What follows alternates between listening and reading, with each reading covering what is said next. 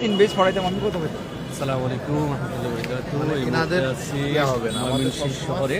সবাই এবং যে নিয়ে জায়গাটা আছে যারাই আমার এটা যারা হচ্ছে যে আমার ময়মনসিংহ সবার সাথে town hall. Town hall, Mymensingh town হলে আমরা এখানে বসে কিছু বিজনেস প্ল্যানিং, কিছু আলোচনা এবং খেলাধুলা হচ্ছে দেখতেছি।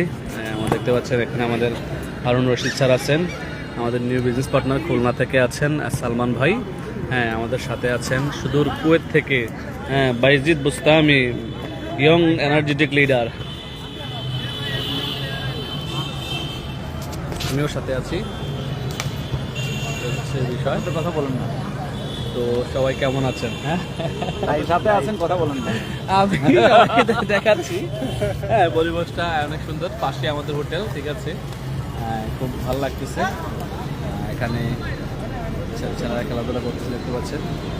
তো আমাদের যারা বৃহত্তর ময়মনসিংহ আছেন, ময়মনসিংহ বিভাগের অধীনে আছেন, আপনাদের জন্য গুড নিউজ।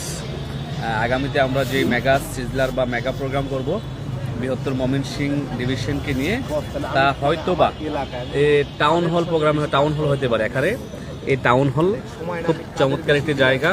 তো এই টাউন হলে হয়তো বা আপনাদের নেক্সট মেগা প্রোগ্রাম হতে পারে, যেখানে স্টার এজেন্ট এবং রবিরা সেলিব্রেশন পাবেন, অথবা জেলা শিল্পকলা অডিটোরিয়াম হতে পারে, আমরা তাও দেখে আসছি। এই হচ্ছে বিষয়। কারণটা কি? সবাই কেমন আছেন, কে কোথা থেকে আছেন জানাবেন। এই মুহূর্তে আমি আপনাদের সাথে একজনকে পরিচয় করাবো, যিনি কুয়েত থেকে বিজনেস শুরু করেছেন, কুয়েত প্রবাসী ছিলেন, কুয়েতে কাজের সন্ধানে গিয়েছিলেন, যিনি কাজের পাশাপাশি বিজনেস করে আজকে সিনিয়র স্টার ডায়মন্ড, বৃহত্তর ময়মনসিংহের কৃতি সন্তান, ময়মনসিংহ জেলায় ওনার বাড়ি, বালুকা থানার অন্তর্গত। তো বাইজিদ বুস্তামি ভাই, উনি আপনারা অনেকেই চিনেন, আবার অনেকেই চিনেন না।